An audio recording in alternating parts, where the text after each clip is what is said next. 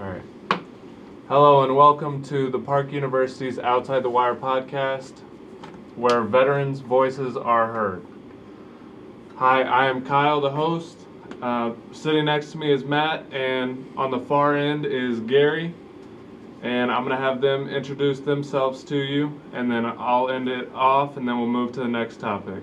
Right. My name is Matt. I'm a United States Marine Corps veteran. Hey, I'm Gary Kerr. I'm the AVP for Strategic Partnerships here at Park, as well as our Military and Veterans Affairs. So all that sort of falls under me. I'm a retired Army officer, so I spent 23 years in the Army, doing great things for God and country. Been here at Park for about 2 years, so just hit my second year coming up next week, actually. Ooh, and I've been retired for 2 years now. Nice. 2 years out, 2 years in here. Yeah. And then I recently got out of the active duty Army, and I started school here in this spring at Park University as well. So what I want to move into is what our goals here are at Park University and how we're associated with the Global Warrior Center. First, I'll start off with the SVA president, what you're working towards to make it better. Kind of talk to us about what SVA is. So the Student Veterans of America is a national chapter, and we are just a branch of that here at Park University. My goal for the SVA here is to kind of build that community and networking here so that veterans have that community, because it's such an important aspect of life. You sit there, you live with your friends your entire life for your entire service, and then you get out and you don't know where to go. School's daunting in itself, so my goal is to have the SVA be more of an advocacy and a resource place to help smooth out that transition while also building a community of people that can get together, hang out, and know who they can lean on when they need help. Absolutely. And that's what's great about the Warrior Center here, the physical space that is the Warrior Center here in Parkville. You know, we've got about 130 student veterans across the Kansas City metropolitan area, and we've got this amazing facility. And one of the great things about Park, you know, just to kind of give our history, and you guys are kind of new. Well, you've been here a while, but you're new. So our history is just immensely associated with the military. 1875, we had a Civil War veteran, in our very first class. So from day one, we've had veterans that we are supporting in their transition and their need for education, so they can move on to something different in society. I always kind of like to give that spiel. So 1875, first veteran. Spanish-American War, we established a military department here. So right before 1900, and we were able to really start training folks on military tactics and techniques. During World War I, we were one of the hosts for the Student Army Training Corps, so SATC. We hosted about 300 of our service members that were going to go over for World War I. And actually, we built one of our buildings that was a barracks. So you guys have been to Copley Hall, right? Yeah. It's a barracks. Yeah. It was built for those guys. That explains why it's such a bad building. Heat don't work, AC don't work. You wear a jacket outside, but you go inside, you're sweating bullets. Yeah. Well, it's because it was built in 1911. I mean, come on. And, we level things here at Park. We slowly improve them, though. But, go ahead. I'm still burning myself on the radiators in that building. Oh, yeah. Every time they decide to have it on. Yeah. The teachers don't even know how to turn it on anymore. Some of them are like, how do you turn it on? I'm like, I think you got to turn this little knob down here. Yep, steam pipe heating, that's for sure. Yeah. And then in World War II, we hosted what was called the V-12 program for the Navy. We had almost 1,000 Navy midshipmen here on campus, which is really cool. And then as we moved on, in 1962, the military recognized that there was a need for folks to complete their degrees. So you had a lot of officer candidate school officers getting commissioned, but in order to have the commission, you got to have a degree. So they started building out the degree completion program. And then we were one of the very first that got involved in that. So serving military service members from the beginning. 1972, they opened up on our installations. They said, hey, we're going to welcome colleges on our military installations, so the education centers. So lots of folks out at our education centers right now. We've got 30 education centers right now, No, in 1972, we moved into 39 education centers on 39 different installations. So really one of the first universities to have a great footprint in the community. So meeting service members where they are to make their educational needs really easy. So there's actually like downside. Like, why was there a downsize though? Because I think we're at what, 33. So as installations kind of went through different changes, the way they work the installation, how they invite institutions on installation, it's by degree programs. Mm-hmm. So there's just been changes over the last 50 years in what the degree programs are. So some installations downsized, some increased. But we had almost 12,000 military service members back in the 1970s as students. And even today, 60% of our population are military students. So it's kind of like that's still our bread and butter. That's where Majority of our whole population.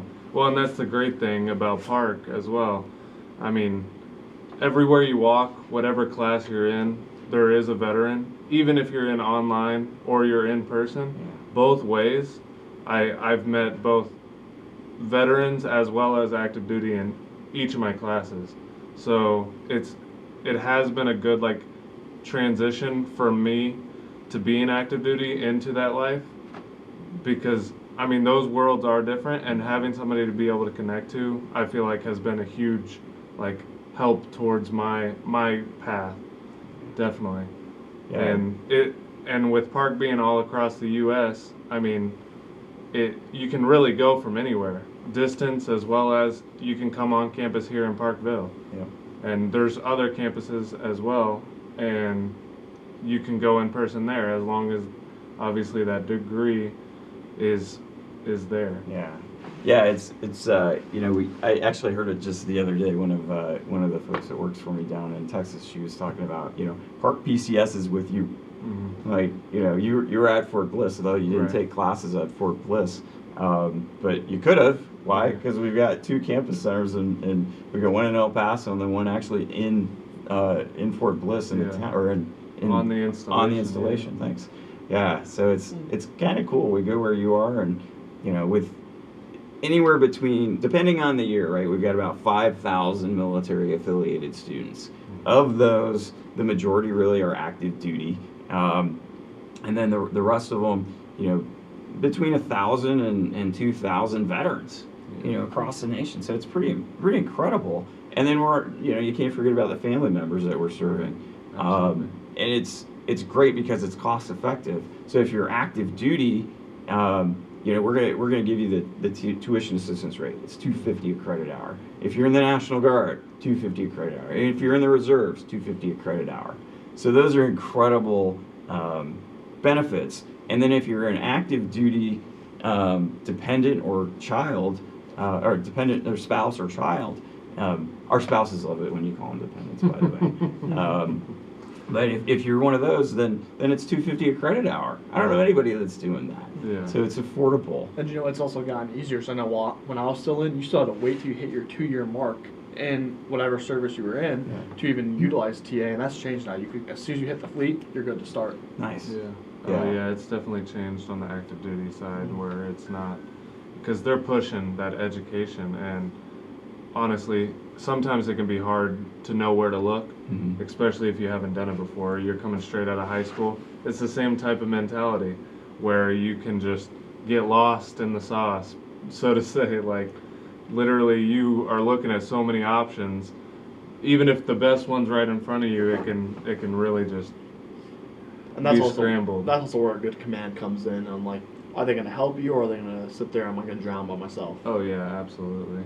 And it's the information is out there. It's about, you just gotta go find it, And for any service member that's on active duty or in the reserves or guard, you go down to the Ed Center. I know it seems intuitive, right? Yeah. But most folks aren't really. When you come into the military, you're not looking to work on college classes. You're trying to figure out what all this crap is about, you know? Like, we're going to the field, you know, you're just learning your job at that Well, point. that, and it's like such a structured thing. It's like you do what you're told when you're told. Yeah. And until you move up the ranks, you don't question it. So you're so accustomed to just doing exactly what you're told. If I don't tell you, go to your education center, and Yeah. I'm not a good leader, I'm like, hey, what do you want? Like, do you want to go to school or anything? I'm not going to sit there and tell you what to do. Yeah. Like, you're just going to sit there and go field day your room, clean your weapon, and do whatever other jobs we tell you to do. You can play a lot of video games to try to wake up on time, right? Yeah, exactly. Yeah, That's the majority nowadays.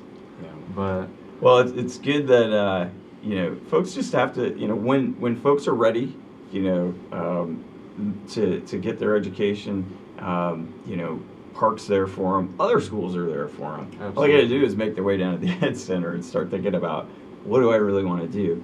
And I think, and you guys can probably attest to this better than I can, but you know, the number one reason I think that a lot of folks initially go from being a, you know, you reach specialist and you want to reach E5.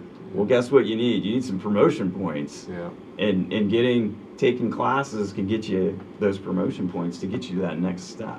See- Does Marine Corps that same way? So when I got promoted from a lance corporal to corporal, so E3 to E4, I was the last person, or like the last month that got promoted without having to go on a board. Yeah, okay. And then I bounced around a lot my first year. I went from Camp Pendleton, 1st Maine Battalion, to Camp Mujuk, South Korea, Yeah. and then to 2nd Battalion, 5th Marines.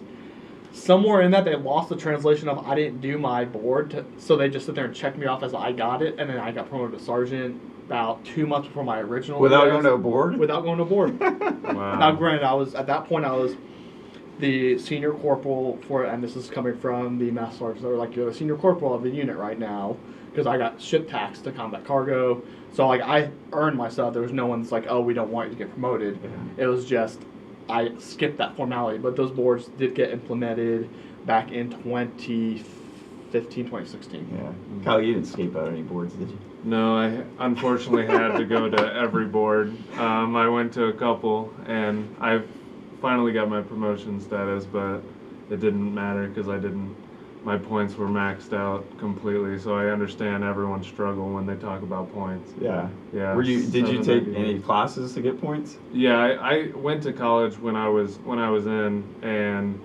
I was only able to get about 9 credit hours while I was in. So it gave me some points, but not enough for the max. Oh, okay. What's the max points? I don't know. 798. But how many points can you get for education? So I don't know the exact number, but I'm pretty sure they can use up to an associate's degree, I believe. Oh, okay. So 60 credit hours. Maybe it is 120, but I'm pretty sure it's 60 credit hours. Yeah. Um, I feel like a lot of guys at Park will take classes just to get a few points. Oh, they yeah. And then they stop out, and they're like, you know what? yeah. This is a lot of work. You know, I'm in the motor pool till 6 or 7 at night. Oh yeah, it's You know, I tough don't on wanna- those days. I mean, but that makes sense that why TA only does that. I'm not sure if it's changed while I was in, so correct me if I'm wrong, but when I was in, you can only get to do for your first semester 1 class. That's it. And then after that, if you prove that you did good, you could do Yeah, it's not 2. It's not that way now. No, they just give you a set amount of $4,000, and if you want to use all of it right away, you Yeah. can. But See, if you want to space it out, it probably would be better for you. See, I had a first sergeant. He knew how to use the system back when it was the way that I said. He would, because they'll pay all the way up to a master's degree back when we were in. Yeah. And so he would go up and get 1 class shy of a master's degree and start a whole new degree. Oh, This goodness. dude had like 3 or 4 different bachelor's degrees and is a couple classes away from like another couple of masters. Wow. My only experience using TA, so when I was working on my master's degree, I was not one of those smart majors who got their degree while they were in ILE. I had been back-to-back deployments. I was in a new relationship, and ended up getting married. And I was like, look, I'm focusing on my family. I'm not going to work. So when you're in the Command General Staff College, you've got this opportunity to take extra classes on top of your regular course load and earn your master's degree. And I was like, I don't think so. I was pretty lazy. Yeah. 2 years down the road, I'm like, oh God, I got to get my master's degree. But I was in a key position at that point. Yeah. So started taking master's level classes, or my master's classes, and man, it was hard because I was working my butt off, but it was definitely worth it. So I used TA, But one of the terms that I was in there, we had Congress didn't approve the budget, and so they didn't pay my TA for one of the terms. So I ended up paying full price, I was not. I remember every year when the government, every year I was in government shutdown. I'm No like, matter are we what. gonna get paid? I'm like, you're gonna get paid. You're Yeah. non-negotiable. Yeah. They're not gonna risk not paying you. Well, you're always gonna get paid, but your TA might get delayed. Exactly. TA absolutely. TA is not a requirement. Yeah. Having someone to sit there and go shoot bullets is a requirement. Yeah. Yeah. Oh yeah. So I guess that kind of brings us to what we want to talk about next is the Global Warrior Center here on Parks campus in Parkville. What all we have to offer, and Gary works here as well as Matt and myself. So we kind of all know the different types of resources, and we all have a different scope and view on things. So we'll start off with Gary and what you kind of see on a daily basis. Yeah, so when I came on board, it was the middle of COVID, so it was 2 years ago. And we had the Warrior Center, and it was actually up in Thompson. I didn't actually work out of there. Blessed enough to be able to be front and center now. So in our new building, the Plaster Center, you know, Park honors military, and we don't just say that. Like, we built this amazing facility, and that is, I think this is probably the best Veterans Center, military affiliated student and Veterans Center in the nation. I haven't seen one better anywhere else. Yeah, I used to be a UMKC student. Yeah. I used to be the treasurer for the SVA over there, and now don't get me wrong, like their center, once you get nice. inside, nice, but it's kind of hidden. You have to go in the building, go upstairs, Yeah. all the way in the back corner. So unless you're going up there, you're not really gonna know it. Yeah. And so, and last I heard, numbers for them are just as struggling. Yeah, I mean, the facility is just a testament. They built a new building. We opened the building in August of 2021. And front and center, you come in and there's this amazing facility. Now it looks like a bank, as everybody says. I It feel like does. I'm walking into the bank because of the glass. Yeah, we Um, got some more decorations in there, but we're working on getting Yeah, more. That's kind of what building it up. Great study room where if you need to connect with a class, you can. It's got a video camera and audio and all that great stuff. So it's pretty cool, and snacks and coffee, and so the institution has put that at the forefront of who we are. You come into our School of Management, the College of Management, this is what you see first, which is just amazing. So our functionality in the space is one to serve the physical space, is to serve the community here in Kansas City. Obviously, if you're a distance student and you live in Georgia, you can't use our facility, but how you can use it is through, it's a resource center. So we certify out of that center, so all of our VA certifying officials operate out of the center. Our student workers are there to answer the phones and do some mentoring with students as they come in. And it's great. I mean, you guys do an amazing job down there answering questions, answering the phones, answering the email. And for me, it was a bit of a struggle because during COVID, we didn't have anybody coming into the center. Right. So this year's been amazing. I think we're starting to get back to normal. We've got students coming in on a regular basis, hanging out, asking questions. You guys are there, which is great. Folks come in just to watch TV and hang out. So it really provides that place where a student can feel welcome, and the doors are shut. So if you want to, sling around some F-bombs and talk like you're back at the barracks or, wherever you're at, Right. it's okay to do that there. And I think that's an amazing thing because our culture is very different. And this, we call it transition from, the military to the education to the civilian world, and that's what we're really trying to do is build that. But really, it's transformation because our culture is so different. We've got to transform ourselves into civilians, and it's a struggle. I was on the struggle bus myself trying to figure this whole thing out. I like that saying, transforming instead of transition. Yeah. Just like at the end of the day, you're still a veteran, and you still have this community that you could always lean on. The issue is finding that community and where it is, because you're getting, when you get out, regardless of if it's after 4 years or 20 years, you don't know what you don't know, and you don't know where to look. Yep. It's a whole new world, and I personally am not going to have the time. So they'd be like, oh, okay, let me go find this community. I didn't start finding other veteran communities until I was pretty much settled and I was already engaged. Right.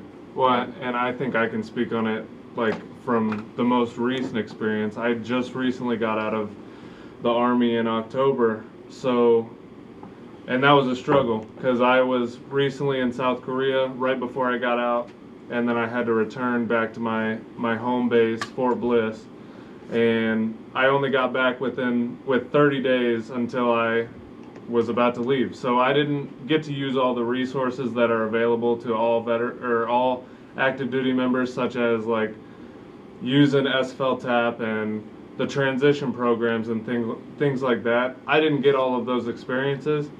So I know the absolute amount of stress and anxiety that you feel when you're going through that, and I know it happens to so many people. Yeah. It's not just me. So when I came here, I came to Park to visit and see the difference between the other colleges that I was looking at.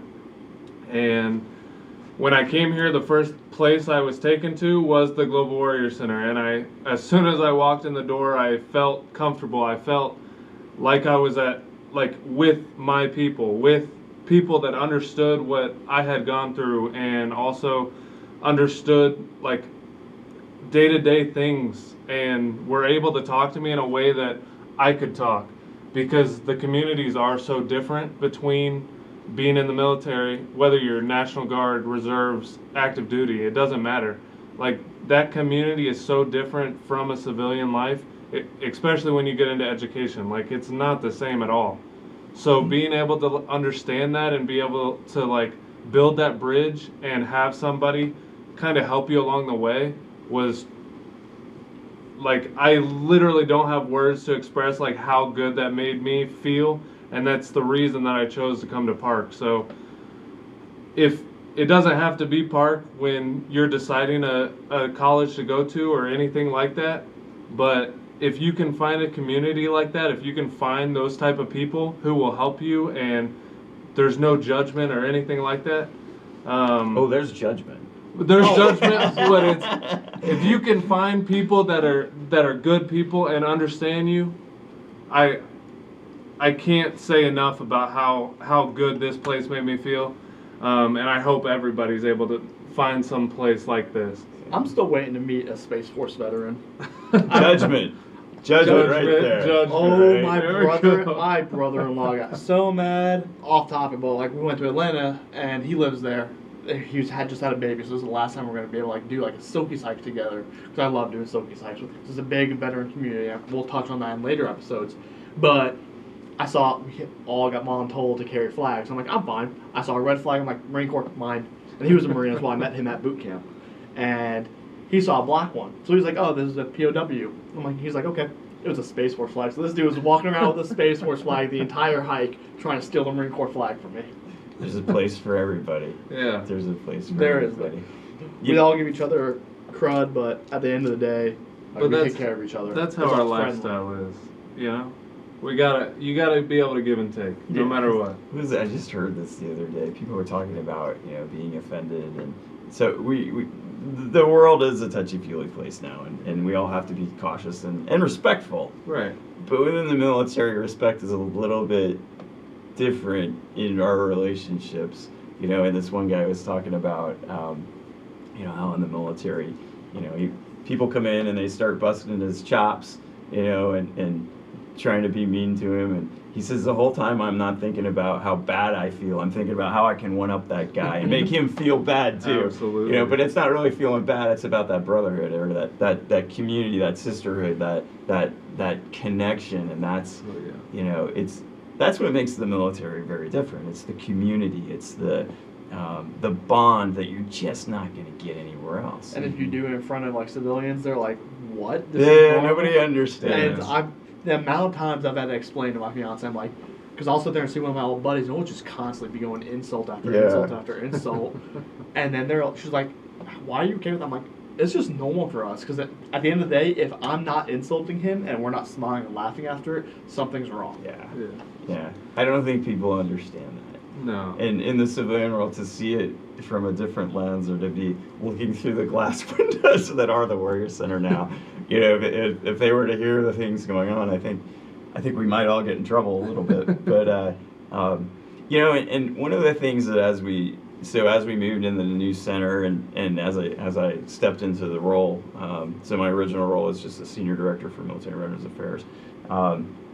But as I moved and transitioned and kind of figured out what it is I wanted to do, I put together a strategy for our long-term goals. And having gone through transition, it was a nightmare, and I thought, gosh, I'm a retired lieutenant colonel. I send out my resume to 15, 20 different companies, and no one calls. I'm like, I think I have some pretty good skills, but what I recognized is, gosh, I have a terrible resume because nobody can read it or understand it, or they're intimidated by what I put on there. I don't know how to interpret job applications and read, because I'm probably applying for things that are, entry-level positions, because I don't know what they mean. And then, when you do an interview and talk to people, they're like, oh, wow, you're translating those skills pretty well. But getting that interview is problematic, because those two pieces of paper are, your resume and then the job description that you're trying to apply for. And we don't understand that. There's a break in that understanding. So what we want to do here, and what I really want to be able to do is create the network. So I got this job, from my network. When I was at the University of Missouri, I built a board out there of my alumni, because I needed help, because I was the PMS. I was on active duty. I couldn't solicit for money, but I sure as heck could bring people in to help me solicit for money, so I built this incredible board of folks. And after I retired, I was out on a run one day and get a phone call. I don't know why I answered the phone while I was working out, but I did, and it was one of my alumni board members. He's up at the CGSC Foundation. He runs that for us, and he said, "Hey Gary, what are you doing?" I was like, "What do you think I'm doing? I've been out of the Army a month. I'm doing PT." And he goes, "No, that's not what I'm talking about." He said, "You got a job yet?" Oh, I was like, "Oh yeah, Rod, I got a job. I don't have a job yet." And he said, "I got something for you. Put in an application. I'll put in a good word for you." And that's how I ended up at Park. But it was through the network. So the big learning curve for me and for any network or for any veteran is it's about the network. Because the paper, nobody's going to understand the paper. So if you can get around the paper and figure out how to find jobs and get recommendations and understand that, then you're going to be 10 times ahead of everybody else. So in what I looked at as we try to develop things here at the Parkville campus for our entire network is how do we get a mentor program for veterans, right? So we built out a LinkedIn page specifically for military. So it's the Park Military Closed Network. And what we've done is we've brought in companies that are veteran inclusive. I hate the term friendly. It's a bumper sticker on a minivan, and it doesn't mean anything. Right. It's like thank you for your service, right? Which we all love. But so it's building out that network of people that care. So alumni are on there, students are on there, and I challenge anybody that listens to the podcast, that is a veteran, that is at Park, or that is alumni, sign up for the Park Military Network on LinkedIn, because it's really good and it's helpful. But out of that, what I want is our students to be able to go in there and ask the dumb questions. Right. So find yourself someone that's in finance, that's an alumnus, or that's in the company, and ask those questions like, hey, I'm interested in finance. Okay, well, are you interested in personal wealth management? Are you interested in private banking? What are you interested in? So ask those questions as a freshman, as somebody thinking about going to school, as a junior, Oh, yeah. And then if we can connect those mentors, then those people, that's your network. They're going to get you that job. They're going to be like, hey, I know Matt is looking for an internship, and I work at, Bank of America. Yeah. And I'm an alum from Park. I'm going to take care of my own. He was military. I'm military. I know what those intangible skills are that Matt brings to the table. Mm-hmm. So it really breaks down the the divide, and it kind of makes it easier for us to transition from education into the civilian world. So internships and jobs, if they can get them there, that's the way around. Oh yeah. Back to like the whole getting out a resume, like you said, you had issues getting a job. Yeah. I went through the same thing. You had that networking. You were in. Yeah. What I personally have seen is you get out after 4 years. At least for the Marine Corps, I'm not sure how long y'all's is. Yeah. You get a week's worth of education on like how to build resumes, VA benefits, all that stuff. You have like 1 day for each, so you don't really learn anything. So like that's what I would love to see at GWC is like, and the SVA, because those two kind of work like hand in hand. Yeah. Helping you like develop like, hey, here's how you word this. Yeah. Let's quantify this. Make your Absolutely. resume look better. Where do you want to go? Are you looking for just a job right now to get you by while you go to school? Or are you looking for a full career or GS job? And connecting you with resources. Like even if we specifically don't have the capabilities to be like, hey, I can't help you build a federal resume right now, Yeah. but here's a place you could go that will Yeah. have that. So, you went through, you didn't really go through TAP. You got the abbreviated version. You got I TAP got for a 5 week. days. I had TAP for 5 days. That's right. I was in a senior leadership position while I was going through it, and I was doing my job at night while going through that program. And it's mandatory, and it's a great program. And you can go through it multiple times, which you should, Right. but command groups aren't going to let you do that. Exactly. And everybody knows, once you tell everybody that you're getting out and you're not re-enlisting, They don't care well, anymore. you're on the blacklist. You're not going to be. You're going to be on every care of. detail. Yeah. You're going to be doing all of that. And that's a command problem, and that's a challenge that we as an army, as an institution, as a military have. We've got to figure out how to transition folks to becoming veterans easier, do a better job. We got back from our deployment. I call it it's called deployment, but we were just on the 31st Yeah. view. Like it wasn't. We sat on a boat all day, but that's what it was at that point. And we got back. We had about 30 days. They pushed a dude through to get out. They made sure he went on deployment rather than put him in the remain behind unit to do all his out processing stuff. Yeah, And he just got screwed. yeah. And I felt for that dude. I'm like, this is messed up. Yeah. That was one of like the last straws where I'm like, I don't like this unit. I don't like how this is operating at all. Right. We pay a lot of lip service to transition within the military, and we're just not good at it. We're not, and when I say we, I mean the military. The Department of Defense is not doing a good job with transition. Yeah. Go ahead. Oh well, and like I don't from what we've seen and all of that, there are the few that are doing it right, Yeah. so to say, but being in that spot to where you can find that person or have that person at your disposal is the challenge when it comes to the military, because there are those few, but if you're not getting one of those few, it's going to come down to, well, unless you just get lucky, Yeah. pretty much. You're playing a massive game of Russian roulette. Yeah. And if the bullet happens to be in that cartridge, that means you got a good unit. Yeah. I could count on one hand, how many like good senior leaders I've had, and I regret not following them when I had my choices of units because my career projection would have been so much different. Oh yeah. And it is. It's but we're missing folks, and we're not doing a great job. And there are programs that are doing a wonderful job at it. I just talked with Fort Riley. Fort Riley's a transition assistance program. They've got 2 master sergeants that work in there. Hopefully, we can get one in the podcast eventually. Absolutely. And those guys are getting after it, and they actually said that they've got a over 90% placement into a job for all their transitioning folks. Now, I don't know how many people are transitioning out of Riley every year, but that's a pretty good number. It's a good number regardless. To go back to kind of my transition story, I know it's not about me, but so I recognize, hey, I'm a lieutenant colonel struggling, right? Oh my God, I feel like as I came into this, I said, what is an E4 going through? What is an E3 going through? What is an E5 going through? They don't have a network. They don't have a retirement to not worry about, Right. not have to worry about getting a job if they don't need it. They don't have those same benefits, those same resources.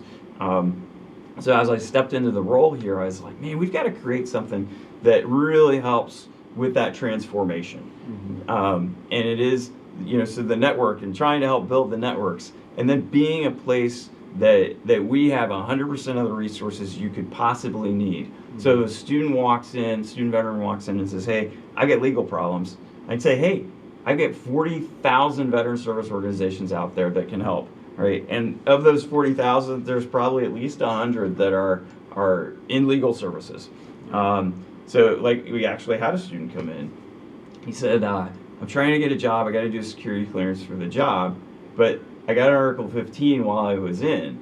I was like, okay, well, that's not, he said, but they think it's a federal conviction. I was like, well, that's not a federal conviction, first of all. It's non-judicial, so it shouldn't be you shouldn't be delaying a security clearance before that. He said, I need some help, someone that can talk to their HR, their lawyers, whoever. So I had just come out of a networking meeting with some folks, and the Kansas City Bar Association has an organization that does pro bono work for veterans. I said, here's a phone number. So it's about making those connections of those resources. And it's not just in the Kansas City area. So, I recognize every day that our network is 41 campuses across this nation. It's 22 different states. It's 30 different military installations, plus a large handful of cities. And it's students that are across the globe on deployments. So how do we position ourselves with servicing them out of our center? So we are the experts for VA. If someone's got a question about VA benefits and how to get their benefits, call us. They can call and we can answer those questions. But if you have a challenge, we are the resource network. Right. We're networked in globally with organizations that want to help veterans. So there's no reason a veteran should have struggles that they can't find solutions to. Mm-hmm. And even then, if you're on a military installation and you call the education, and let's say all their lines are busy, that call automatically gets redirected to us. So we will be the ones that actually have to answer that phone. In the Warrior Center. Yeah. So it's like we're already the center hub for so much, and we're still expanding as is. Yeah. Absolutely. And if we don't know an answer to something, which is definitely possible, or anything like that, we're not going to stop and just hang up the phone. We're going to try to find that answer for you. And I mean, it's happened countless times, and it's going to continue to happen because we're not trying to leave anybody like us or that has dealt with things like us. We don't want to leave them hanging because we wouldn't want that to happen to us either. So that's our main goal, is to answer everything and just figure out a way to make your life better, as well as like all veterans and active duty and spouses, dependents, all that. And yeah, I mean, our phone number's right there, as well as our email. For those of you that are listening, it is 816-584-6530. Yeah. And it's pretty awesome. Like so I had a vision 2 years ago, and in that vision, what I physically had was 2 workers that are off the charts amazing, a couple of student workers, but no students coming in, and a whole lot of good ideas. And finally, after 2 years, we're getting momentum. I said, hey, I want to start a podcast. I said, I don't want to run it. I'll be on it and help out and chat and work things. But this is the first episode of that. Yeah. So that is the next step. And the podcast, the whole reason that I said, hey, we need a podcast, is because that transition, that transformation is so challenging. Oh, yeah. We need to be the resource that's talking to people and saying, hey, Park's a good place, but even if you don't come to Park and you listen, you can learn something. Yeah. You can figure out, whatever it is that you're working through. And we owe it to our students and to our veterans to bring on folks that are going to help them in life, in their transition, in their transformation. And that's exciting. That's really exciting to be able to see that starting to come to fruition. I'd rather see a veteran who's not even a Park student come into the GWC if they're here, or call us, or if they're just filling out information and get help and like, hey, here's where you can go. Yeah. Even if it's like, because just the other day there was a veteran who came in, she's like, I need help finding a job. And at that point, for what she needed and how in-depth she needed it, I didn't have the resources to it. But I'm like, here's where you can go. Yeah. Go here. They'll help you redo your resume. They'll help you find jobs that you can with your resume. They'll help you figure out how the best route to do your education is beyond what I can recommend for you. Yeah.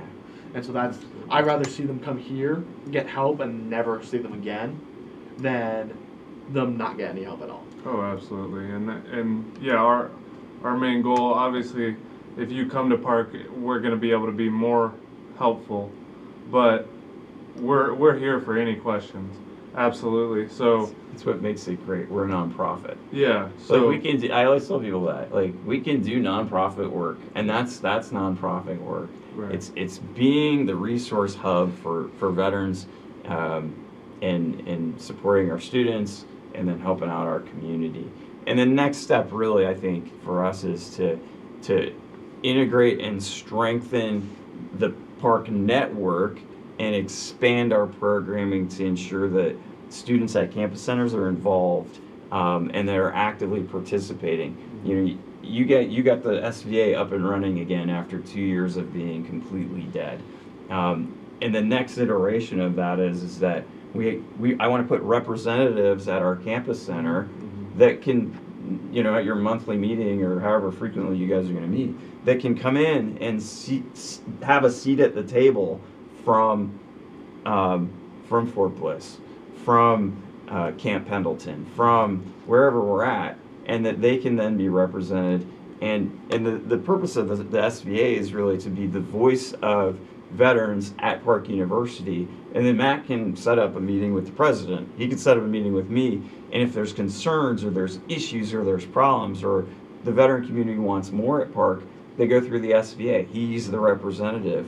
Advocacy, that's Yeah. what my personal major thing is. And like, I'm a big advocate for what I want and what others need as well.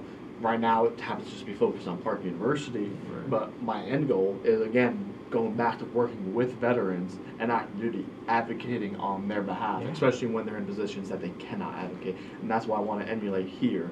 Just like with the orientation, graduation, we're getting all that veteran stuff figured out. Yeah, and it's building out that network through the entire Park University, so that all of our students are supported.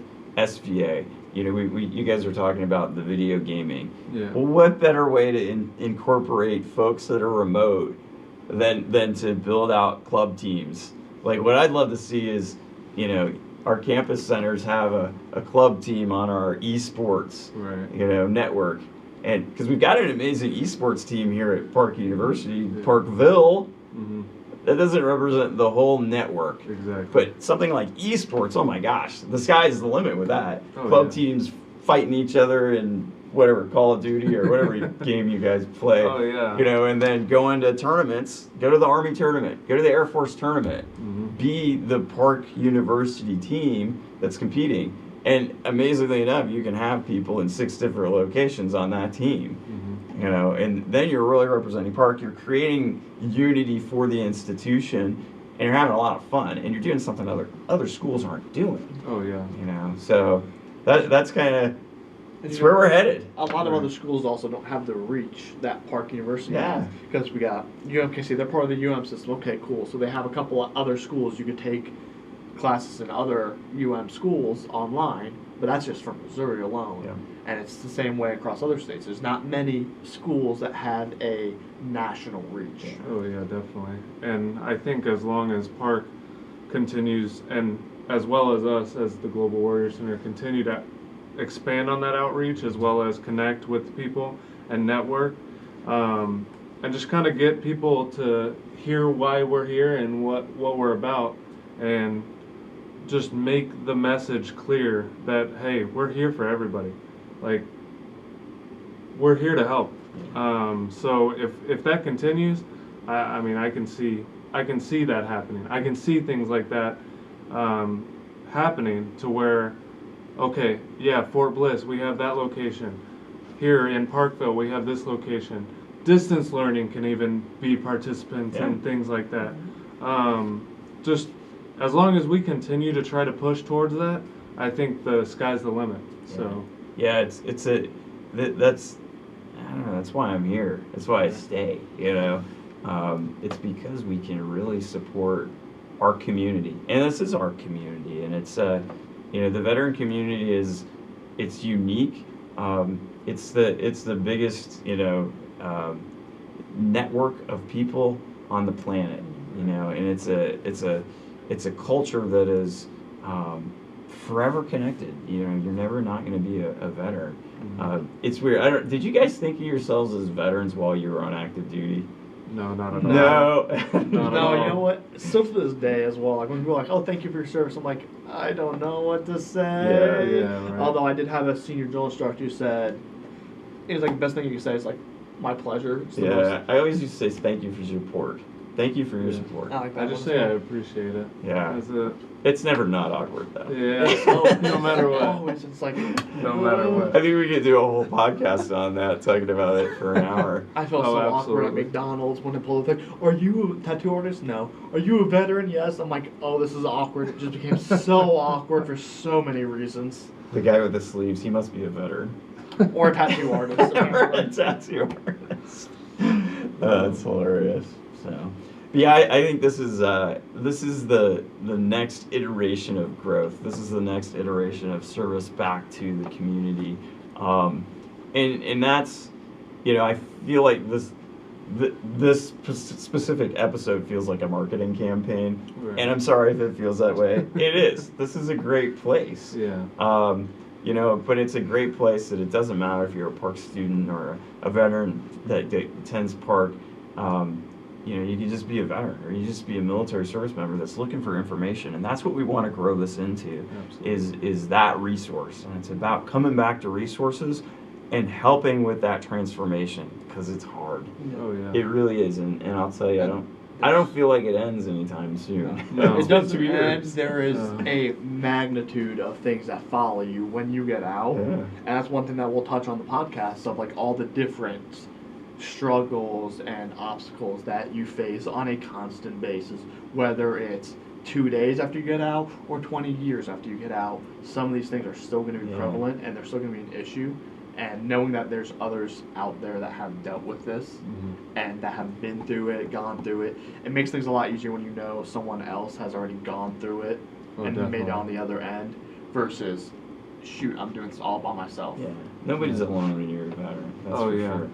And I mean, yeah, like we're all kind of saying, this is our pilot episode, just to kind of go over what we're about, why we're even doing this podcast, and the types of resources that we're trying to provide to all the listeners out there. Once we finally post the videos and things like that, and we just want to have that outreach and make sure that people can know that we're going to go through all the experience and share the knowledge that we have, and and yeah, that Park University is working towards helping veterans in any way that we can. So I'm gonna leave it to you guys for one last message, and then I think we can wrap it up. So if you have anything that you just want to say to, I guess, embrace the whole podcast as one message just to share. Matt, If you have anything? You know, like we're all here right now in this moment, but this is going to continue after we're all gone because everyone's experiences are going to develop. So just because it's an old episode later down like 20 years down the road does not mean it won't be prevalent. And if it isn't, there's going to be others to replace us that will sit there and take that mantle. Right. This is the starting point. Yeah, and this is I'm really blessed to be able to have a great team.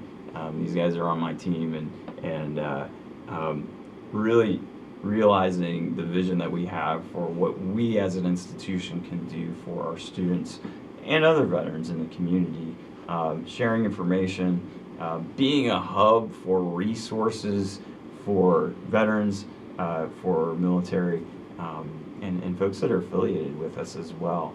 And then it's moving towards growth within society and understanding that veterans aren't the three things that they tell us we are. We're not all charity cases. We're not victims.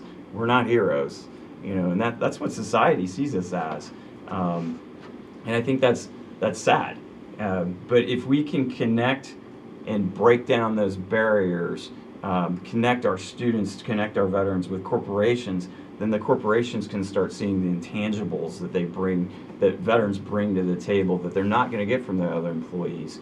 And just because you don't have the right certificate or the right degree doesn't mean you don't have the things that our employers are looking for.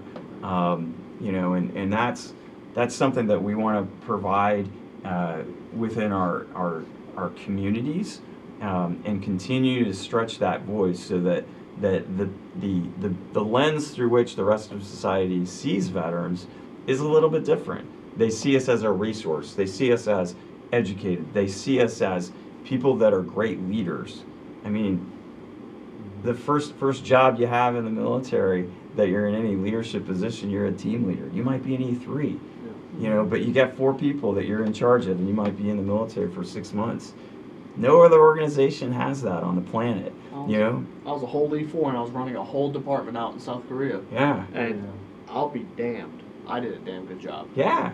And everywhere across the nation, veterans have the capacity to do a damn good job. Absolutely. And we are obligated to make sure that society sees that our corporations see that, and that they start recognizing that veterans aren't all broken toy soldiers, right? Mm-hmm. That we have these skills where we can bring organizations to the next level, and it's any of you. It's whether you got out as E5 or 6 or a lieutenant colonel, it doesn't matter. You have leadership skills that the rest of America does not have. You have the ability and the resiliency to work through any problem. And so we're going to talk about those things, and we're going to talk about how we can expand within our communities to grow that network and to grow the vision of veterans not just being those 3 things. And this is just the start. I'm excited to be part of it, and I'm blessed to have guys like you and gals that we have in the Warrior Center working, and our campus center directors throughout our network. They do amazing things for our military and veteran community, and we're going to highlight them, and we're going to talk about what they do and how they can help other veterans, other students, to really kind of change the paradigm. So this is an exciting new step, and thank you guys. I really appreciate it. Thank you for coming on today. Yeah. So one last thing, this is our pilot episode. So our next episode, we're looking to cover the educational benefits. If you have any recommendations or anything you would like us to cover, by all means, those emails and those socials are our socials.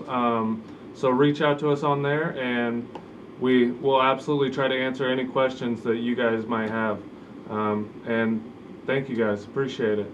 Gotta add the LinkedIn up here. Yeah, we'll put that in the chat underneath in the blog, so anybody can reach out. Yeah, we'll put it in the bio in our YouTube, and yeah, so you guys can find us anywhere on there, and we'll put all of that in the bio on our YouTube channel down below. Just click on any of those, and you'll be able to reach us. All right. Awesome. Thanks, guys.